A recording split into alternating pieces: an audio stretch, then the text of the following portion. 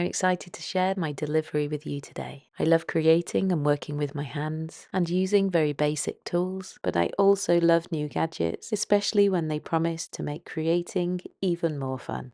This is definitely not a toy, and I already know it's going to be amazing. Those of you that have seen my other mini pottery wheel video might recognize this previous yellow wheel. I am still really enjoying this one, and it performs so well. This here is the new and improved version, hot off the press for me to try out and share with you.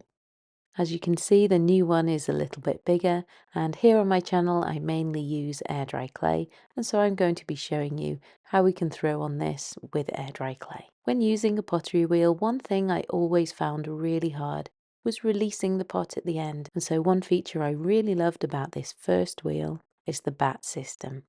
Being able to take the piece off and let it dry, and then adding another bat so we can carry on our projects.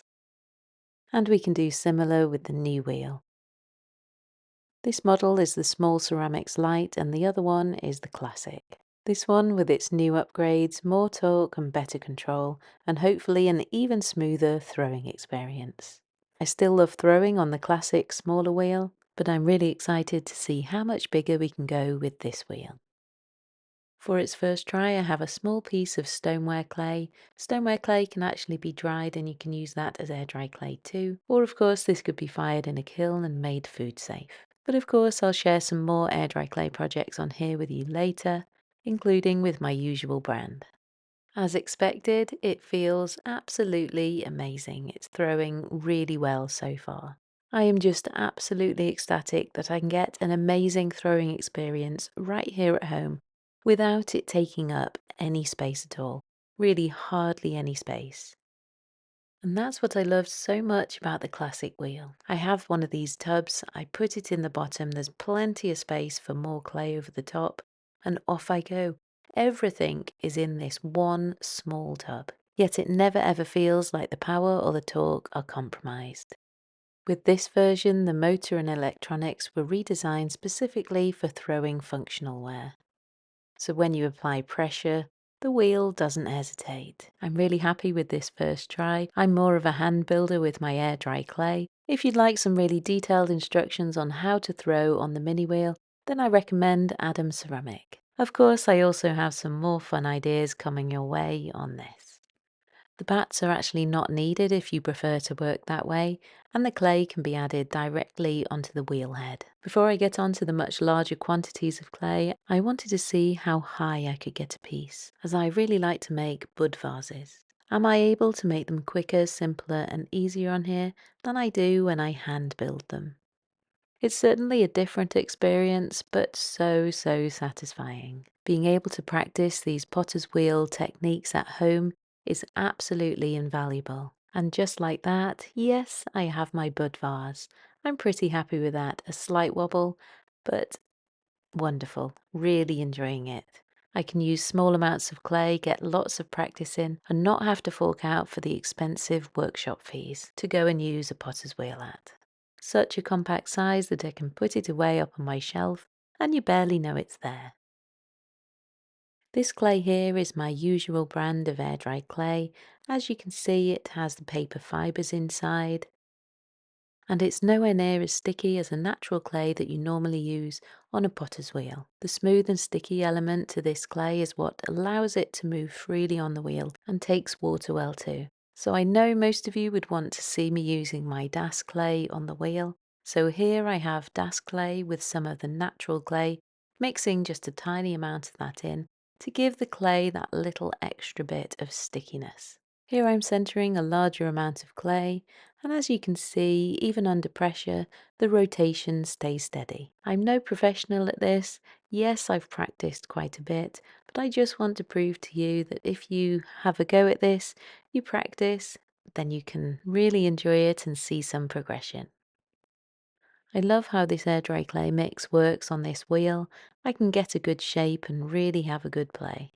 In just a couple of minutes, I can create my shape, whereas when I hand build, it really does take me quite a lot longer than that. To do my joints really firmly and smooth everything out, it takes far longer.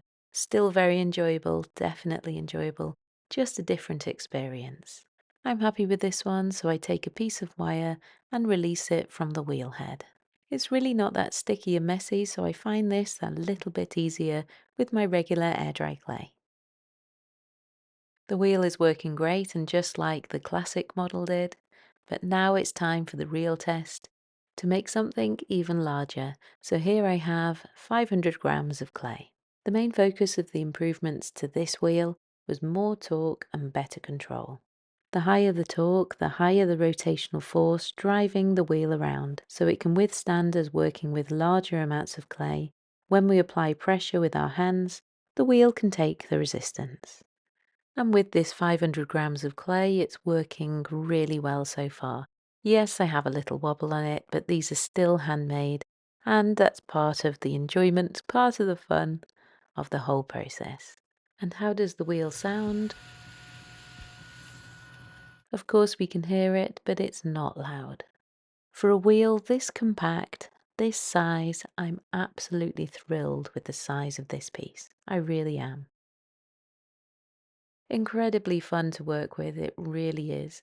This isn't perfect at all, and yes, I get in a lot of mess, but I love that I can make bigger pieces right here at home on my slightly bigger wheel. And of course, I can still make those really small pieces too. The rim of the larger piece that I've just made is a little bit uneven, and when I have a design feature that goes not quite as expected, it's always an opportunity to add some different details and go in with a slight variation in design. Here I've added a scalloped edge, and it really is as simple and easy as that.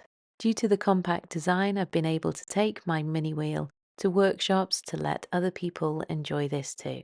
Now I have two to share the joy, but my main aim for having two at home is my youngest son absolutely loves using the wheel, he really does. So now he puts it to the test to see what he thinks of this with a large piece of clay. No surging and no slowing down as we add pressure onto the clay. In overall size, this wheel is still smaller than most small wheels on the market, but for its footprint, it must be the most powerful one made so far. I also like that the wheel head is actually made of aluminium, and this means that if we want to use a heat gun or a torch, we can do, as it'll handle that much better.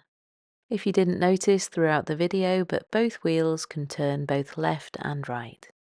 I have another large piece of clay and I thought I'd try and stretch the limits, and instead of going up, I've gone out, and it's handled it really well.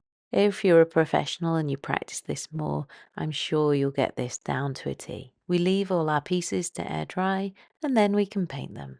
I'm just using acrylic paints now that everything's fully dry. I have lots more creative ideas that I'm going to make on this, so keep your eye out over here and on Red Rocking Bird Instagram. What do you think of the new wheel? Let me know in the comments below.